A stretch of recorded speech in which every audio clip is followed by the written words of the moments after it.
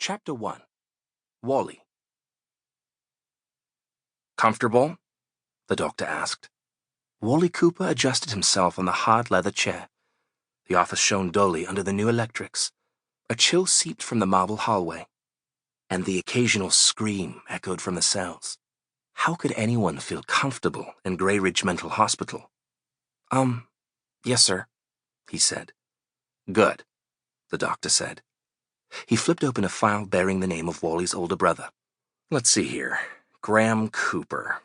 Ah, yes, our resident artist." He gave Wally a flat smile. "Though I prefer paintings of flowers myself, or a bowl of fruit. None of your brother's outlandish landscapes. How about you?" "Yes, sir." Ever since Wally could remember, his brother had drawn pictures. There had been no cause for concern until Graham had started sketching his otherworldly works on the sides of public buildings, catching the attention of the Oakers, who promptly arrested him. Before the Parks had taken Graham and Wally's parents, their mum had asked Graham why he couldn't use paper like everyone else. Graham had answered that paper wasn't big enough. "I'm practicing my portals," he'd said. The doctor shut the file and adjusted his glasses at Wally. "Your brother's condition is worsening, I'm afraid. He's having grand illusions about his role in a citywide conspiracy, something about rifts and Feyborn. When I asked what sort of evidence he has to back up these claims, he told me that he can see into the future." The doctor sighed.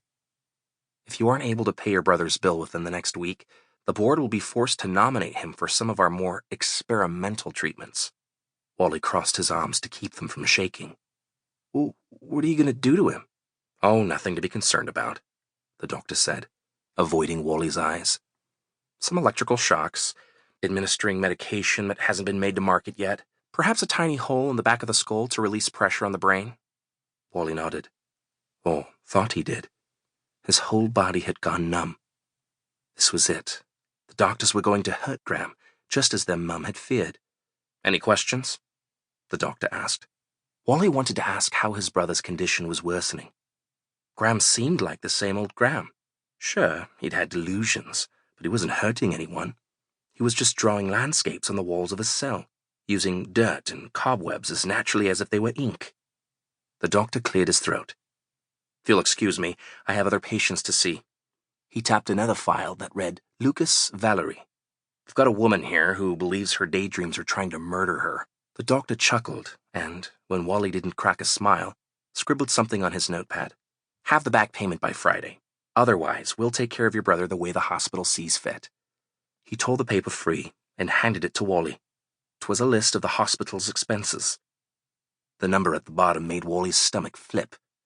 He'd never seen that much money in his life, let alone in 3 measly days. He continued to stare at the paper as the guard led him out of the hospital's portcullis entrance. Wally's lockpick set hung heavy in his pocket.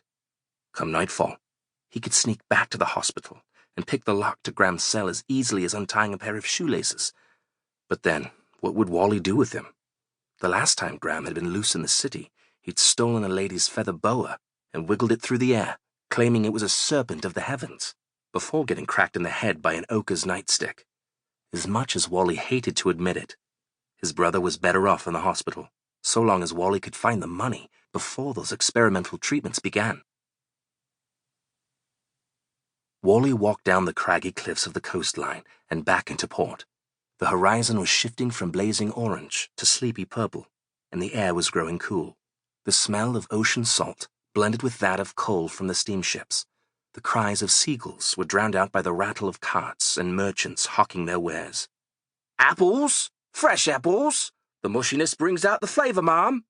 "Fresh fish, still with the wiggle in their tails. Whoops! Watch out, sir, it might slap you." And then the dog kissed him, I swear it. A peck on the ankle before skittering into the sewer. Now look at him. His skin's hard as a rock. "He just had one too many at the pub, ma'am." "My husband's never drunk a drop in his life." Wally had no clue what the argument was about, but the man lying on the cobbles did have a big dumb grin on his face, and his eyes did look glassy. Wally continued toward the wretch, the poorest quarter of the city. How was he supposed to come up with the money? He could try to multiply the few coins he had at the gambling houses, but Wally never did have any...